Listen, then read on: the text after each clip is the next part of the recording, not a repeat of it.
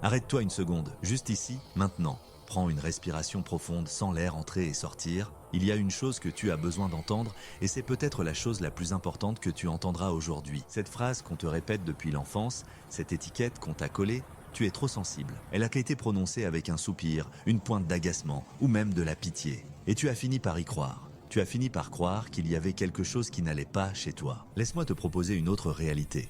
Une vérité plus profonde, tu n'es pas trop sensible, tu es simplement conscient. Tu captes des informations que les autres ont appris à ignorer, à filtrer, à enterrer sous des couches de conventions sociales. Pense à la dernière fois que tu es entré dans une pièce où l'ambiance était tendue.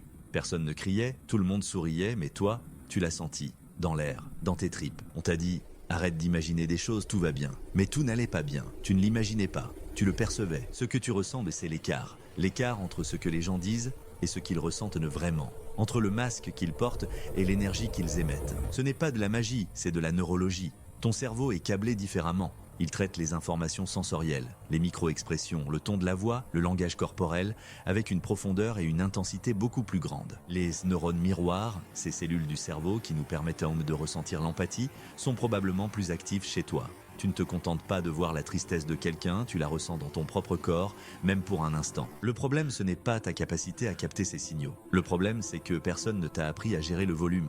C'est comme écouter toutes les stations de radio en même temps. Tu finis par te sentir épuisé, anxieux et confus. Tu absorbes les émotions des autres jusqu'à ne plus savoir lesquelles sont les tiennes. Alors, comment reprendre le contrôle? Comment transformer ce bruit en information utile? Voici quelques micro-actions simples à essayer dès aujourd'hui. Premièrement, le scan de base. Avant d'entrer dans une situation sociale, une réunion, un dîner, même un appel téléphonique, prends 10 secondes, ferme les yeux et demande-toi « Comment je me sens moi maintenant ?»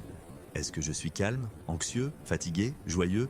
Identifie ton propre état émotionnel, c'est ta ligne de base. Ainsi, quand tu sentiras une vague d'anxiété monter dans la pièce, tu pourras te dire « Intéressant, ce n'est pas à moi, je suis calme, c'est une information extérieure. » Deuxièmement, nommer pour apprivoiser. Quand une émotion forte et soudaine te submerge, ne la combats pas. Fais une pause et nomme-la mentalement. Ah, voici de la colère. Tiens, c'est de la frustration. Le simple fait de nommer une émotion active le cortex préfrontal, la partie logique de ton cerveau. Cela crée une distance. Tu n'es plus noyé dans l'émotion, tu deviens l'observateur de l'émotion. Troisièmement, le retour au corps. L'énergie des autres te tire hors de toi. Pour revenir, ancre-toi dans le physique. C'est une action instantanée. Concentre-toi sur tes pieds sur le sol.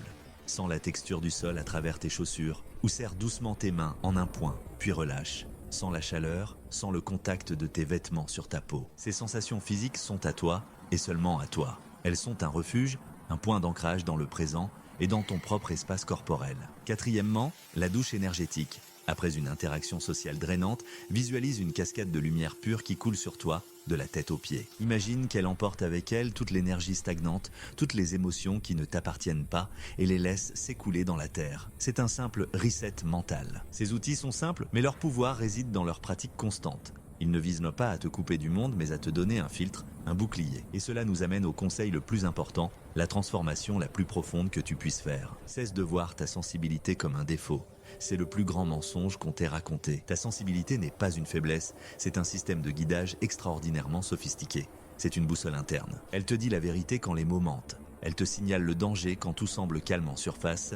Elle te montre qui est digne de confiance et qui ne l'est pas, bien avant que tu aies des preuves logiques. Le but n'est pas de ressentir moins. Le but est d'apprendre à faire confiance à ce que tu ressens. Quand tu sens un décalage chez quelqu'un, ne te dis plus « j'imagine des choses ». Dis-toi « mon système de détection capte une information, je vais rester prudent et observer ». Tu n'es pas trop sensible?